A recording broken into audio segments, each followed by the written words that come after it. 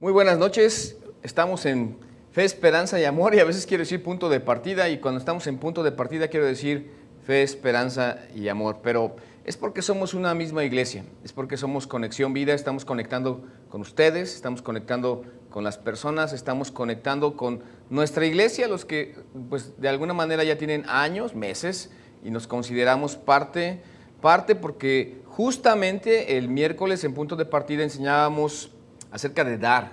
Y cuando uno da, no solamente quiere decir dónde está enfocada tu vida y lo que nos preocupa, pero igual nos hace parte. Así que a lo mejor el intro, las cortinillas de inicio del miércoles no son muy atractivas, pero yo les animaría a que vieran ese mensaje, no porque su servidor lo haya presentado, lo considero del pulso de Conexión Vida, del pulso de la obra de Dios que pues no solo construye nuestra vida espiritual hablando de las disciplinas privadas, espirituales, personales, sino que igual es la meta, es el plan de Dios para que nosotros podamos crecer en nuestra fe y bendecir igual la iglesia. Hoy aquí en Fe, Esperanza y Amor estamos viendo las 5 cosas que Dios usa para hacer crecer tu fe, llamadas también los 5 catalizadores de nuestra fe. Vamos a ponerlo más claro para que lo puedan ver. 5 cosas, cuando hablamos de los catalizadores de la fe, que Dios usa para hacer crecer nuestra fe. Así que si estás aquí por primera vez, bienvenido. Habría que buscar en nuestro muro las anteriores. Solo llevamos 2 mensajes de este tema que fueron intro, nos introdujeron al tema, y luego revisamos unas cuantas de estas que hoy estamos hablando de la cuarto catalizador que Dios usa para estirar nuestra fe. Y de hecho, pues una es las disciplinas privadas espirituales personales, pero nosotros aquí en Fe, Esperanza y Amor comenzamos hablando de circunstancias cruciales. Y las circunstancias, son circunstancias. Nadie tiene control de las circunstancias, son circunstancias. Y aquí calificado con el adjetivo crucial. Por lo tanto, la pandemia se considera más que crucial, un hecatombe realmente, y otras circunstancias, igual como el nacimiento de un niño o la partida de un ser querido al cielo, esos son circunstancias cruciales como la pérdida del empleo o la obtención de él, etcétera. Ya lo vimos en algún momento, ojalá y lo puedas ver ahí en el muro, pero igual hablamos de las relaciones providenciales, que como providenciales entendemos no unas que escojo, sino que llegan y las encuentro. Y también hay que prepararse porque habrá otras relaciones que no son providenciales porque no contribuyen a tu fe, no edifican tu familia, no te ponen en tono de vida y gozo, sino hacen exactamente todo lo contrario, como a veces los compañeros en el salón de clase o el jefe en el trabajo, en fin, un pariente lejano del cónyuge con quien contrajiste nupcias. Entonces hay también otro tipo de relaciones que tendremos que aprender a vivir, pero las providenciales son las que complementan, las que ayudan, las que ponen en el Facebook cuando te felicitan, como hoy que estamos celebrando 34 años, ¿verdad, Caro?, de matrimonio, más vale que me lo sepa. El 4 de noviembre de 1988 a las 12 del día con 30 minutos y 30 segundos y 3 centésimas de segundo. ¡Ay, qué exagerado! Sí, pero sí fue el 4 de noviembre del 88 en la delegación Azcapotzalco de allá de México, los que la conozcan, allá en esa tranquila, bella y hermosa ciudad, sin contaminación, ahí nos estábamos casando. Y luego ya tomamos nuestra primera decisión como señor a los 19 años, que fue cuando nos casamos, vámonos a Querétaro porque allí vamos a asistir a la iglesia. Esa fue mi primera decisión como varón de la casa, ¿no? Entonces hay relaciones providenciales como el matrimonio, y eso es providencial, muchachos, así que tiene que ser providencial de un lado y de otro, ¿no? Porque a veces es providencial para mi hijo, pero para tu hija es providencial, o al revés, es igual, aplica lo mismo, ¿no? Ya lo revisamos, gracias a Dios, y bienvenidos todos los que están aquí para revisar estos temas. Ojalá que te esté interesando algo de lo que estoy diciendo. Y de las disciplinas privadas espirituales personales, en puntos de partida se están revisando todos los miércoles para precisamente extender más este tema. Aquí solo lo vimos como un grueso, como algo general, contundente, y aquí hablamos en Fe, Esperanza y Amor de dar precisamente, de orar y de leer, justo donde se estira nuestra fe. Pero el ministerio personal no lo hemos tocado, será lo último que hablaremos de las cosas que Dios usa para hacer crecer nuestra fe, y ese ministerio habla de servicio. pero hoy vamos a hablar de enseñanza práctica. Así que espero que en lo que estoy desempeñando ahora mismo, de estar enseñando y participando la enseñanza hoy, pueda ser altamente práctico, como las cosas que Dios usa para hacer crecer nuestra fe, para que tengamos una confianza plena en Él, porque justamente cuando confiamos realmente, completamente en Dios, todos los aspectos de nuestra vida cambian. Y cuando digo todos, son absolutamente todos. Así que, para enfocarnos, una fe desinformada es peligrosa para ti, para usted y para los demás. Es peligrosa para todos. Por eso la enseñanza práctica tiene que ser una de las cosas que estés buscando intencionalmente, que yo esté buscando para poder crecer en nuestra fe, para que mi confianza no solo sea confianza ciega. Nuestra fe en Jesucristo no es ciega, nuestra fe en Cristo es objetiva, no subjetiva, sino que el objeto de nuestra fe es Jesús, y un Jesús no solo muerto por nuestros pecados y sepultado, sino resurrecto al tercer día para la justificación de nuestros pecados. Así que libros como El factor de la resurrección de Josh McDowell sería buen libro para leer y tener evidencias históricas, evidencias no solo históricas, de todo estilo, como para tener una fe informada. Pero principalmente cuando lees la Biblia y oras a Dios a solas, y luego, por supuesto, cuando te reúnes en un grupo iglesia donde el que enseña trazando correctamente la verdad bíblica, procura con diligencia presentarte aprobado como un obrero que no tiene de qué avergonzarse, sino que usa bien la palabra de verdad. Una fe desinformada es peligrosa porque justamente se vuelve religiosa, y la religión a veces no tiene base de lo que está diciendo, es más tradicional, que en algún momento, como lo del pavo, ¿no? ¿Cuál pavo? Fíjese que resulta que por años en alguna familia, y esto es de la vida real, el pavo lo ponían en 2 porciones. Eso es lo que hacían. Entonces, no se explicaban, pero cada día de Acción de Gracias, donde se come pavo, o Navidad, los que comen pavo en Navidad, el pavo llegaba partido a la mitad y así se servía el pavo. Y entonces, pues por tradiciones, la nieta, la bisnieta, la tataranieta, el pavo, la receta de la tatarabuela era el pavo partido. Bueno, y entonces un día alguien dijo, no, vamos a dejarlo completo, mira, aquí está bien, podemos hacerlo así. No, es que si no, no te va a quedar bien. Desinformación, tradición, solamente costumbre. ¿Cuál es el origen del asunto? Y entonces tuvieron forma de preguntarle a la bisabuela, para no ponerle en la tatara, porque igual ya no vivía, ¿no? Pero dejémoslo así nada más, dejémoslo nada más en la abuela, para que estaba aquí con nosotros, ¿no? Oye, mamá, ¿por qué tú haces el pavo partido? Y, ay, mijita, sencillamente es que tu abuelo nunca me compró un horno donde el pavo completo cupiera. Así que para que cupiera, pues lo tenía que partir, primero hacía una parte y luego hacía la otra, y por eso tenemos la receta del pavo partido. ¿Ya? ¿Costumbre?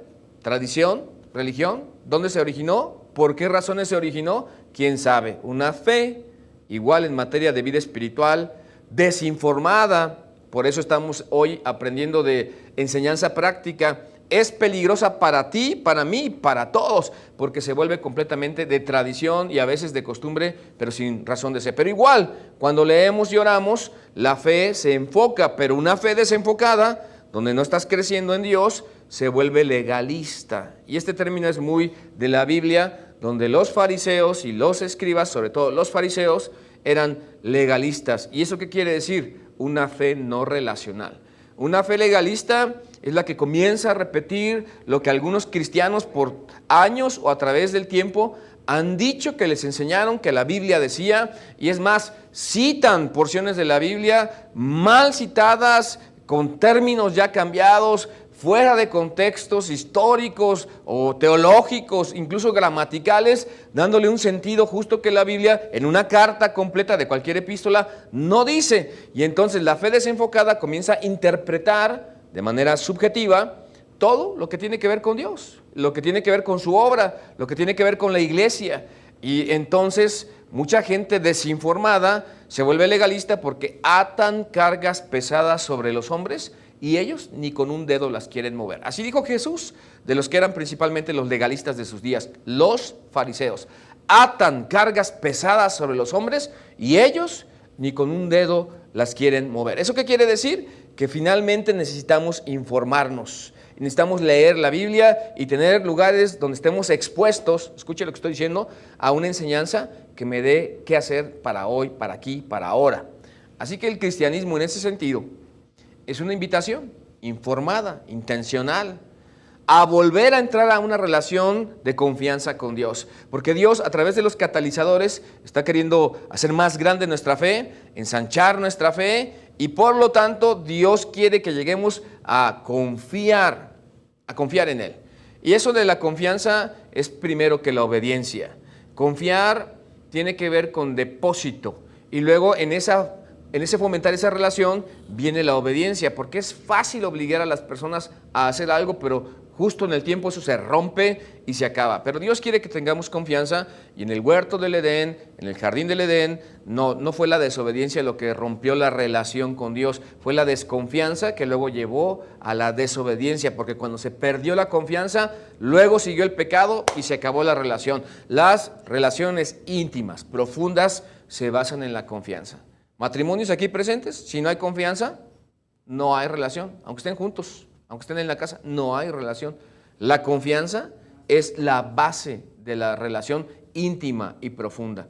Y ya, bueno, la gente habla de compartir cosas y demás, pero qué inconveniente es y qué bueno es decir que justo la cruz y Cristo, su sacrificio por nosotros en el Calvario, es el punto para regresar a Dios, donde toda la historia del Antiguo Testamento y la del Nuevo en su consumación es el llamado, la invitación de Dios, de Jesús, a volver a poner nuestra fe en Jesús para entrar en una relación con Él y poder tener perdón de pecados y vida eterna. Ahí comenzamos, y por eso vamos a ver hoy al más práctico de todos los prácticos en la Biblia, porque Dios en su palabra nos enseña, nos ilustra que los eventos prueban, fortalecen y disparan la fe, o lanzan la fe, si lo quieren decir así, la inician la fe. Y hay muchos eventos como que el medio hermano del Señor Jesucristo llegó a ser el principal pastor de la iglesia en Jerusalén allá en el año 40 después de Cristo, y justo para antes del año 50 después de Cristo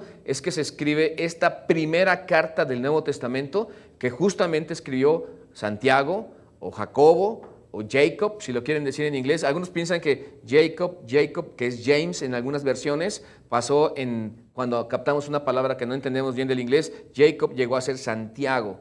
Saint Jacob es Santiago. Y entonces algunas versiones dicen Santiago y otras dicen Jacobo, pero no estamos hablando de Santiago el apóstol o Jacobo el apóstol, estamos hablando del medio hermano del Señor Jesucristo que para el año 50 escribió la epístola más candente y punzante, además de práctica del Nuevo Testamento, que fue la primera en escribirse y que, por cierto, yo les invito a leer y a estudiar, porque justo vamos a estar estudiando tal vez 12 temas candentes los domingos en Conexión Vida Celaya para hablar del cristianismo práctico. A la brevedad, tal vez, no toda la epístola son 5 capítulos, pero sí 12 temas punzantes. Pero hoy vamos a comenzar revisando esta parte donde Santiago, el medio hermano del Señor Jesucristo, nos enseña que la fe debe ser informada porque si no es peligrosa, y la fe debe ser informada porque si no se vuelve legalista. Perdónenme la predicación. Hoy por hoy hay muchos cristianos así, justo, que son desinformados y se vuelve peligrosa para ellos su fe, pero además también desenfocada, por lo tanto es legalista, muy interpretativo, muy subjetivo, sin tener base real más que su intuición de lo que estamos diciendo, que debería ser lo que Dios quiere para todos. Ahora, ayúdenme a leer en su casa, no importa que no los escuche. A ver, vamos a ver. Santiago, siervo de Dios y del Señor Jesucristo, a las 12 tribus que están en la dispersión, salud. Esa es la salutación, la manera de introducirse en esta carta de Santiago, que fue una epístola general realmente a todos los cristianos. Pero yo quiero llamar su atención al nombre Santiago, que también es James, que también es Jacobo, es lo mismo en las diferentes traducciones, pero él mismo se considera siervo, doulos en griego, esclavo, que no tiene derecho a nada, y así se identifica con Jesús, siervo de Dios y del Señor Jesucristo. Pero el Señor Jesucristo es su hermano. Imagínense nada más que de repente digas, mi hermano es Dios. En el sentido humano, Jesús, habitando Cristo, el cuerpo de Jesús, era su hermano, su medio hermano, porque Jesús era hijo del Espíritu Santo, pero él era hijo de José y de María, la Virgen, que cuando nace Jesús era la Virgen María, pero ahora estamos hablando del medio hermano del Señor Jesucristo, que además se considera siervo. Es importante servir. Una de las actitudes principales de los que tenemos a Jesús y le seguimos y creemos porque depositamos nuestra fe en Él es servicio. Y justo vamos a hablar de ministerio el próximo viernes y vamos a partir tal vez de aquí. Así que el versículo 2 dice: hermanos míos, tened por sumo gozo cuando os halléis en diversas pruebas. Ahora, hay dos palabras aquí que están resaltadas para efectos de nuestro estudio. Todo es importante, por supuesto que sí, pero dice gozo. Es diferente a la alegría. El gozo es más allá de las circunstancias. El gozo no tiene que ver con nuestra naturaleza ni con nuestra satisfacción o realización, si estamos satisfechos o no. Tiene que ver con nuestra relación con Dios y con lo que Él promueve en nuestro corazón. Así que dice Él, déjenlo ir, déjenlo crecer, déjenlo desbordarse. Sumo gozo. Cuando os halléis, eso es como cuando algo así cae de repente, ¿no? Miren, voy a dejar caer aquí esta ficha. No es ficha, es el tapón de mi agua. Así, cuando os halléis, cuando caigas de repente en diversas pruebas, la actitud debe ser gozo. Es como tutti frutti esto. Es como multicolor. Es como de repente, como una cascada, como Job. Cuando le venían a dar un anuncio de alguna calamidad, apenas se iba el siervo que le había dado la calamidad, el anuncio de la calamidad, y venía otro con otro anuncio de otra calamidad, y apenas se iba este y llegaba otro con otro anuncio. Eso es, y allí es tener gozo como Job y decir, Jehová Dios dio, Jehová Dios quitó, sea el nombre de Jehová bendito. Pero Santiago dice que qué bueno que preguntan, que cuál es el propósito de todo esto. No, nadie está preguntando, ¿no? Pero es una manera de decirlo, sabiendo que la prueba de vuestra fe, porque en las pruebas, en las circunstancias, se está probando nuestra fe y esto busca una sola cosa, producir paciencia. Ahora, qué práctico, ¿no? Esta es enseñanza práctica que todos nosotros estamos tratando de aterrizar y de vivir diariamente, de saber que la prueba de nuestra fe debe de perseguir el objeto de producir paciencia. Entonces Santiago no dice si pasan por diversas pruebas en el sentido de hipotético o posibilidad. No se trata aquí de probabilidad. Santiago no dice si pasan por diversas pruebas, sino cuando pasan o pases o pasemos por diversas pruebas. Yo sé que aquí todos han escuchado de la vaca gorda y la vaca flaca, ¿no? Algunos piensan que eso está en 2 de Víctor capítulo 4 versículo 3. O si quieren decir primera de Paco 5:8, ¿cómo se escucha eso, no? No hay nada así de ese estilo. Pero dice la gente, es que las vacas flacas y las vacas gordas, eso es verdad, eso es literal. Y es José el soñador que está interpretándole a Faraón en Egipto un sueño, donde primero suben 7 vacas gordas y luego viene un tiempo de bonanza, pero tras estas vienen 7 vacas flacas que devoran a las gordas y viene un tiempo de sequía. Y eso era la manera de decir de Dios: hay momentos de bonanza, hay momentos de estabilidad, hay momentos de bendición. Administra, provee, no seas mezquino, no seas tacaño, no guardes más de lo que debes guardar, sé generoso, pero provee, ve, vigila hacia el futuro y no vivamos como los mexicanos. Hoy y aquí solamente, es que es por fe, no por vista, pastor, por fe andamos y el 15 te gastas todo y el 16 ya no tienes nada, ¿verdad? No, tenemos que proyectar y justamente cuando os halléis en diversas pruebas es que algún día, si hoy estás en vacas gordas, algún día vendrán las vacas flacas. No quiero que sea así, pero a todos nos ha pasado. Y en esta pandemia a muchos se nos acabaron todos los ahorros o los ahorritos, o si no había ahorros, contratamos deuda y a muchos intereses. Así que no es cuestión de cuándo o sí, más bien, sino cuándo. No es cuestión de sí o no, sino cuándo yo debo tener, dice Santiago, listo mi corazón para cuando pasemos por diversas pruebas. Porque él, Santiago, el medio hermano del Señor Jesucristo, en su enseñanza práctica para advertirnos a nosotros que estamos en esta vida y que seguimos a Jesús, da por sentado que vamos a tener pruebas y que aparte de que vamos a tener pruebas, sí es posible sacar provecho de las pruebas. Porque a los que aman a Dios, todas las cosas les ayudan a bien. Esto es, a los que conforme a su propósito son llamados. Pero entonces Dios no va a contestar nuestras peticiones si nuestro corazón está pensando en nosotros en vez de Dios. A los que aman a Dios, ahí está la dirección, hacia dónde se dirige la fe. A los que aman a Dios, todas las cosas les ayudan a bien. Esto es, a los que conforme a su propósito, de acuerdo al plan de Dios, de acuerdo al proyecto de Dios y a la agenda de Dios, son llamados. Esto es, los que conforme a su propósito son llamados. Es posible sacar provecho. Qué bien se oye eso. ¿Quién quiere pasar por pruebas? Bueno, la fe no crece en aguas pacíficas. Tiene que entrar la prueba para que nuestra fe sea puesta en el crisol del artífice y que todo lo espurio, cuando se vuelve líquido, lo que supuestamente es oro, sea quitado y retirado de arriba y luego quede el oro macizo. Y así, en esa metáfora y comparación, en esa figura retórica, nuestra fe sea probada y hallada mucho más refulgente que el mismo oro. Así que sí es posible sacar provecho de las pruebas. Entonces la idea y las cosas prácticas que llevamos 3 aquí de lo que Santiago dice en cuanto a las pruebas: número 1, que vamos a caer en pruebas. Número 2, que tenemos y debemos y podemos sacar provecho para crecer de las pruebas. Pero en esta enseñanza práctica que tiene Santiago, también dice que la idea no es fingir, porque esta sociedad es mucho de fingir. Miren, le voy a dar un nombre nada más para que vean que sí fingimos. Nombre del muro, cara muro, o muro cara, ¿cómo sería? Facebook.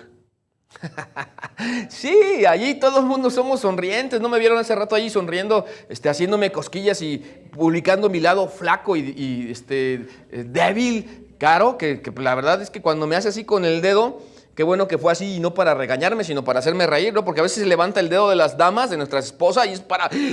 no, era para hacerte reír, ¿verdad? El dedo en la llaga. La idea no es fingir ser feliz cuando uno se enfrenta al dolor. No tengo que fingir. Me está haciendo con el dedo ahorita aquí, Caro, de veras, los que la conocen, qué bárbara, sufro, oren por mí. Siempre me quiere hacer reír así. La idea no es fingir ser feliz cuando uno se enfrenta al dolor, sino tener una perspectiva positiva. Fíjense cómo estamos traduciendo tener por sumo gozo. Perspectiva positiva. Tener por sumo gozo, frase sinónima que así la queremos dejar, por lo que las pruebas pueden producir en nuestra vida. Lo leo todo completo. La idea no es fingir ser feliz cuando uno se enfrenta al dolor, sino tener una perspectiva positiva, que sería tener por sumo gozo, extremo gozo, en demasía gozo, por lo que las pruebas pueden producir en nuestra vida. Así que los cristianos no necesitamos fingir, sino echar mano del gozo que Dios promueve en nuestros corazones, que puede estar demudado el rostro, verse triste, pero el gozo va por dentro, porque está puesta en nuestra relación con Dios. Por eso debemos convertir nuestras dificultades en periodos de aprendizaje. ¿Ven qué práctico es Santiago de todo lo que estamos sacando de lo que nos dijo de parte de Dios? Tened por sumo gozo cuando os halléis en diversas pruebas, sabiendo que la prueba de vuestra fe produce paciencia. Entonces hay que convertir nuestras dificultades en aprendizaje, porque los tiempos difíciles pueden enseñarnos, por lo menos, paciencia. Y si alguien no tiene paciencia, que sería resistencia, justo van a venir pruebas. Pero esto hay que llevarlo al grado extremo. Mas tenga la paciencia, ese es el grado extremo, su obra completa, para que seáis perfectos y cabales, sin que os falte cosa alguna. Y entonces ahí está la meta. Entonces Santiago está viendo y hablando de las actitudes, pero ahora igual habla de la duración del tiempo, no solo de la reacción y el corazón, que un corazón o una persona desinformada, una fe desinformada, es una fe peligrosa, y una fe que no está enfocada es una fe legalista. Ya nos da el objeto de nuestra fe, es Jesucristo, Él es siervo de Él, pero además dice, vas a pasar por pruebas, va a haber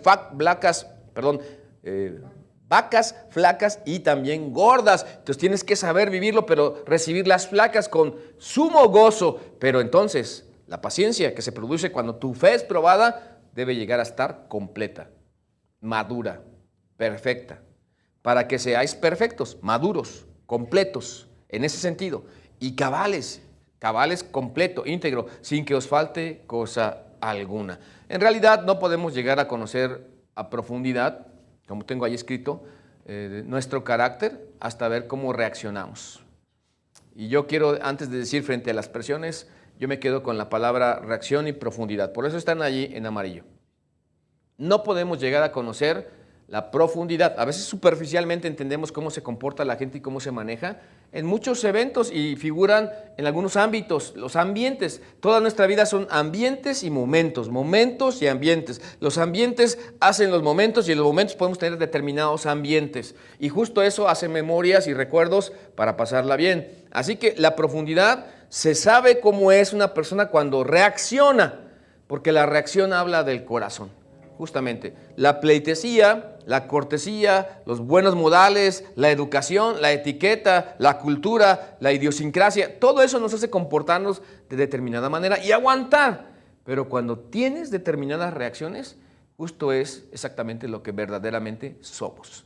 Cuando alguien ha tenido un exabrupto y ha contestado una cosa y una barbaridad allí, y dice, pero ¿cómo es posible? Y es justo lo que está en su corazón, era cuestión de tiempo nada más.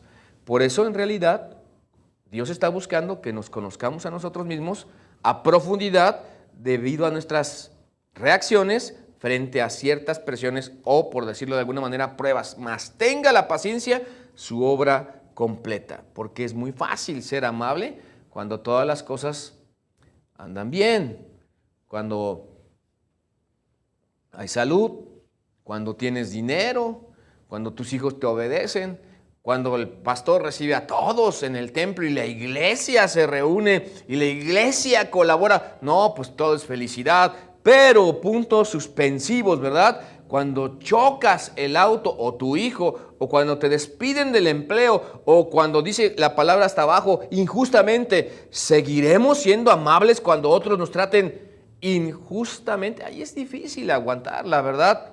A todos nos cuesta muchísimo trabajo cuando se trata de injusticia, pero si estamos conectados con Dios, si estamos aprendiendo de Santiago, que vamos a estar en diversas pruebas, pero a la vez estamos siendo retados a tener sumo gozo porque nos consideramos siervos de Dios.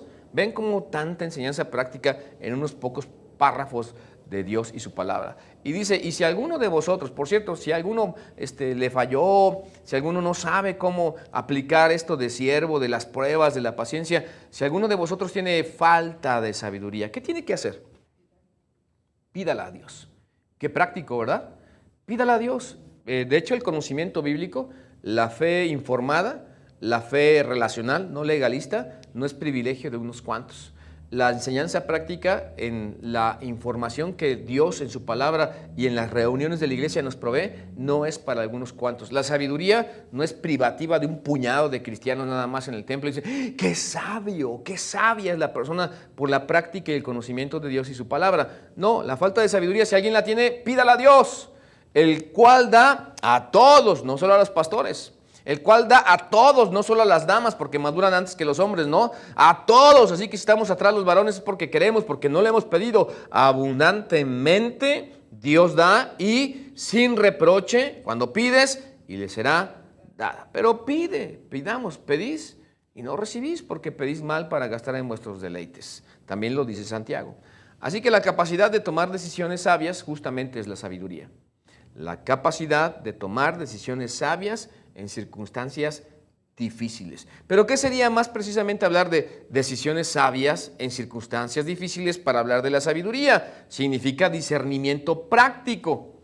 Ser sabio es saber qué sí conviene y qué no conviene. Y a veces los coléricos tienen un poquito de eso porque es sí o no. A ver, estás hablando con alguien, nada más dime sí o no, hoy o mañana. Y es así, muy práctico, no es después, ahorita, de una vez. Significa discernimiento de lo que conviene. Miren, la sabiduría comienza con respeto a Dios, porque el principio de la sabiduría es el temor a Jehová. Así está escrito, o el temor de Jehová, que son dos cosas, a Jehová y de Jehová, en esas preposiciones. Gracias porque tengo un apuntador aquí en el foro, me está diciendo, sí, hay el temor de Jehová y el temor a Jehová, dos cosas distintas. Y justamente eso es lo que necesitamos. Sabiduría comienza con respeto a Dios.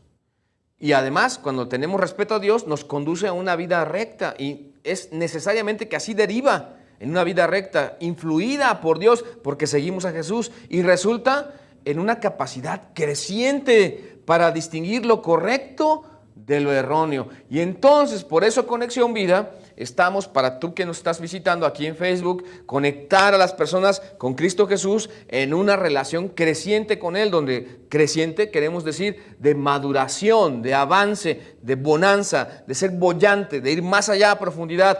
Comienza con el respeto a Dios, me conduce a una vida recta, pero además me da una capacidad creciente de distinguir lo correcto de lo incorrecto o de lo erróneo. Por eso los que son sabios pueden decir esto sí, esto no. Y la gente a veces nada más se deja llevar y tienes que llevarle la contra, entre comillas, tienes que llevarle la contra a toda la banda, a todos los que te rodean. Porque ¿por qué hace eso? Porque claramente es incorrecto. El discernimiento me dice que de parte de Dios no, o me dice de parte de Dios sí. Pero es difícil porque hay que remar contra corriente. No precisamente en todos normalmente está la sabiduría. Y en ese sentido los cristianos no tendríamos o no tenemos por qué andar a tientas, dando palos de ciego, ¿no? En tinieblas, con la esperanza de tal vez encontrar la respuesta. La sabiduría de Dios está a nuestra disposición para guiar nuestras decisiones. Y me gusta esa frase que también no la busquen en la Biblia, palos de ciego. Andar a tientas, en tinieblas, no es prueba, error, porque aquí no. Imagínate, a veces estamos hablando de la vida de tus hijos, de la vida de nosotros, de la vida de tu matrimonio, de la vida de la iglesia. Aquí no es andar a ver qué pasa, ¿no? Pues ya me equivoqué.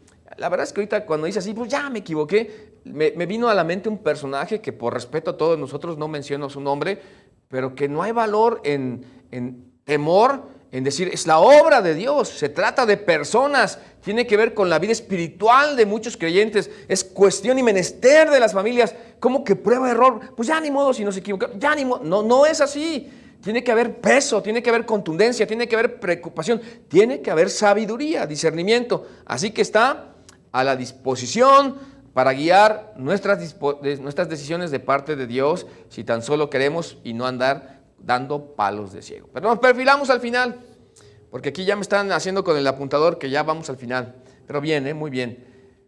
Pida con fe. Ese pero es una conjunción adversativa. Pero pida con fe. No dudando nada. Porque el que duda es semejante a la onda del mar, que es arrastrada por el viento y echada de una parte a otra. Pero pida con fe. Es como el encuentro y la contradicción de nuestros pensamientos y sentimientos. Es creer una cosa y hacer otra. Es sentir una y pensar otra. Es hablar lo que realmente no entendemos a veces. Pida con fe, con confianza. Tiene que ver diferente a la obligación y la obediencia, con completa entrega. Miren, para hablar de no dudando nada, podemos ver no solo creer de la existencia de Dios. Eso sería pida con fe. No solo creer de la existencia o en la existencia de Dios, sino en su tierno cuidado. Es saber que Dios está al pendiente de nosotros. Es saber que Dios tiene cuidado de nosotros. Es saber que Dios sabe y conoce nuestras necesidades. Y miren, aquí me viene a la mente un texto que está en Hebreos capítulo 7, la epístola a los Hebreos, que es una carta circular igual, capítulo 7, versículo 26 me parece, porque no tenemos un sumo sacerdote que no pueda compadecerse de nuestras necesidades. Ese es Jesús, sino uno que fue tentado en todo conforme a nuestra semejanza, pero sin pecado, para informar nuestra fe, para que nuestra fe esté enfocada, para que nuestra fe no sea no informada y por lo tanto derive en peligro, o no informada, no enfocada derive en legalismo y no relacional. Podemos acercarnos a Dios confiadamente y podemos hacerlo solo a través de Jesús. No necesitamos absolutamente nada más que nuestra confianza puesta en Él, en Jesús, para tener acceso hasta el trono de la divina gracia donde está el Padre. Y eso es fe, esperanza y amor. Nuestra fe se está informando en esta noche, creo, un poco más. Así que no piense, dice Santiago, hablando de la enseñanza práctica, no piense pues quien tal haga, el que pida sin fe, que recibirá cosa alguna del Señor. ¿Qué va a recibir el que no tiene fe? No piense que recibirá cosa alguna del Señor. El hombre de doble ánimo es inconstante, dice ahora el versículo 8, siguiendo con la historia que nos narra Santiago de parte de Dios. El hombre de doble ánimo es inconstante en todos sus caminos. ¿Cuál es la palabra que está en azul? Inconstante. ¿Y cuál es la palabra que está en amarillo?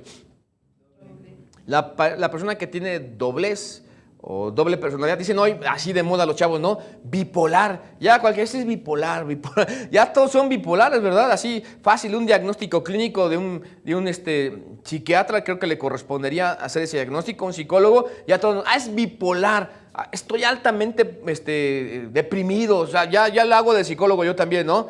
Doble ánimo es doble pensamiento, doble sentimiento, doble voluntad, es una persona con dualidad, con un doblez en su vida de todo estilo, y ese es considerado de doble ánimo, de doble alma, porque en el alma está el asentamiento del intelecto, las emociones y la voluntad, ahí está. Entonces Santiago está hablando de algo que la ciencia recién descubre, de esto que estoy hablando de la psicología, el asentamiento del intelecto, de las emociones y la voluntad. Y por cierto, cuando alguien tiene doblez, es inconstante. ¿Y por qué es inconstante? Una mente inestable, inconstante, no está plenamente convencida. Una fe no informada es peligrosa. Una fe no enfocada es peligrosa. Si no estás informado, andas entre varios pensamientos de lo que la gente dice debe ser. Y si no está enfocado, andas entre varios personajes de lo que la fe debe ser. ¿Ven cómo necesitamos una enseñanza práctica?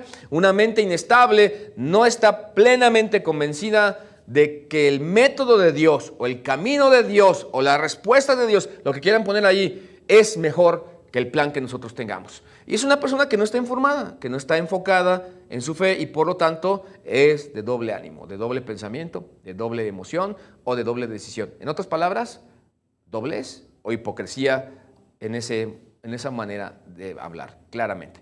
Así que la persona inconstante trata la palabra de Dios como un consejo humano que de cualquiera y se queda con la opción de desobedecer porque si quiero lo tomo y si quiero no, porque es un consejo ¿de qué estilo? Humano. Si quiero lo hago y si no quiero no lo hago. Así es la mente inconstante, pero además, como es inconstante, como es de doble ánimo, vacila entre la lealtad a sus sentimientos, a sus objetivos, a los conceptos del mundo y los mandamientos de Dios. Por un lado, Dios está, y no está compitiendo, pero es como una manera de expresarlo, compitiendo los mandamientos de Dios con los sentimientos de algunos, los mandamientos de Dios con los conceptos humanos y los sentimientos, por cierto, subjetivos, no objetivos.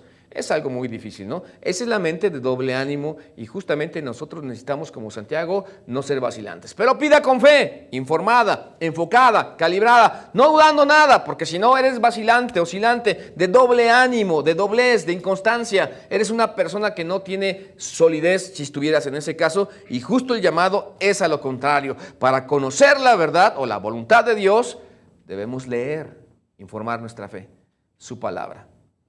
Y pedirle que nos revele cómo obedecerla.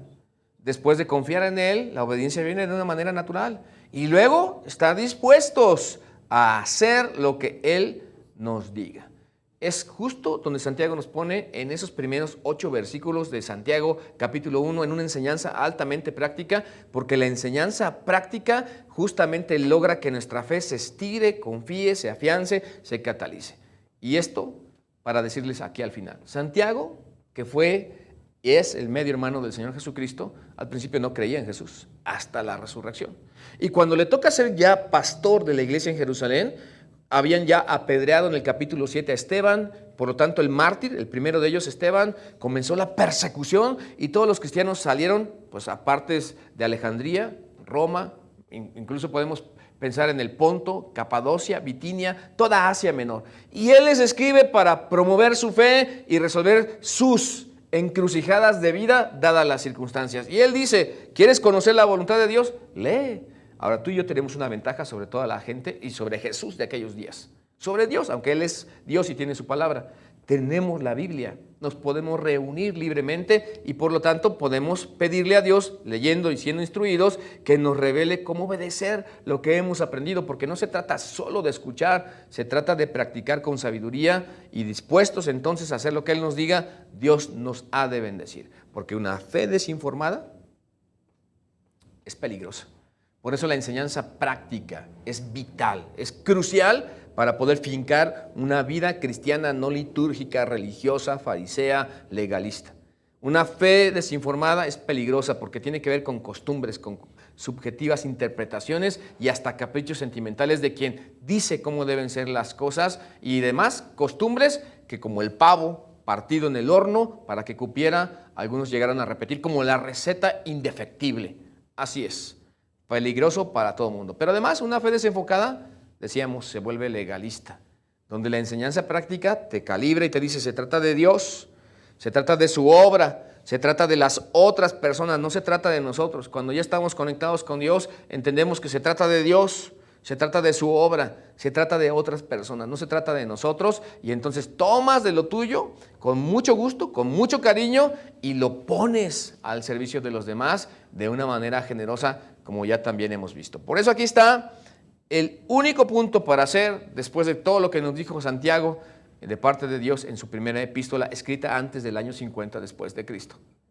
Póngase, ponte, pongámonos, hagamos todo para estar en lugares donde estarás, donde estaré, donde estaremos, expuestos a enseñanza práctica y de la cual podemos tomar consejo y meditar. Si quieres buscar una iglesia donde uno de mis consejos sería justamente esto: ponte en un lugar donde estés expuesto a enseñanza bíblica, práctica, bien fundamental, porque el obrero de Dios tiene que procurar presentarse con diligencia ante Dios aprobado como obrero que usa bien la palabra de verdad. Así que nuestra fe ha de crecer también por la enseñanza práctica. Dios los bendiga. Nos estamos viendo hasta la próxima. Los dejo